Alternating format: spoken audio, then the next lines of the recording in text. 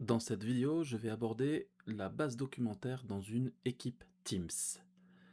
Sur cet écran, vous voyez l'équipe qui se trouve ici. Je suis dans le canal général et je suis dans l'onglet Publications.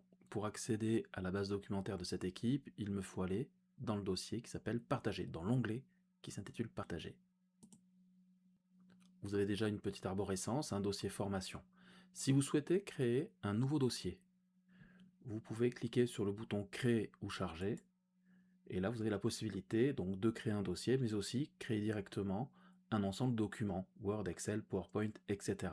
Là, je vais créer un nouveau dossier, par exemple. Je vais l'appeler administratif, ADM. Je peux choisir une couleur du dossier, je vais mettre en orange, et je clique sur Créer. Dans ce dossier ADM, je peux l'ouvrir, et je vais pouvoir alimenter ce dossier. Un simple cliquer-glisser peut être mis en place pour alimenter votre base documentaire. Donc je peux prendre par exemple ce document que j'intitulais lettres, je le prends sur mon bureau et je le glisse directement dans le dossier. Donc on peut voir que la lettre vient d'être chargée directement dans le dossier. Je peux l'ouvrir directement ici.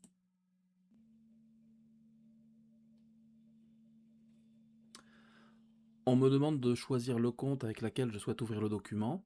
Donc dans cette équipe, c'est avec le compte formation@scalend24 que je dois me connecter. Donc je clique sur formation. J'indique mon mot de passe et je me connecte.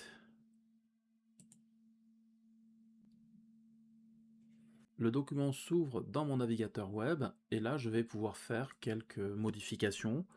Donc tant que c'est des modifications simples, là je peux éventuellement commencer à mettre en gras, par exemple choisir un style, titre 1, etc. Tant qu'on est sur des choses assez simples, vous pouvez rester sur votre navigateur. Mais dès lors que les modifications paraissent un peu plus complexes, où là on a vraiment beaucoup de saisies, je vous conseille d'ouvrir le document directement dans votre application de bureau. Donc vous avez un bouton ici, modification, et là vous allez pouvoir choisir ouvrir dans la version de bureau. Ouvrir Word, donc je clique sur ouvrir Word, le document qui s'ouvre directement dans mon application de bureau. Sachez que les documents qui sont dans une équipe sont en totale coédition, c'est-à-dire qu'on peut ouvrir le document à plusieurs et faire un travail en commun en direct sur le document. Voilà les informations concernant la base documentaire dans une équipe Teams.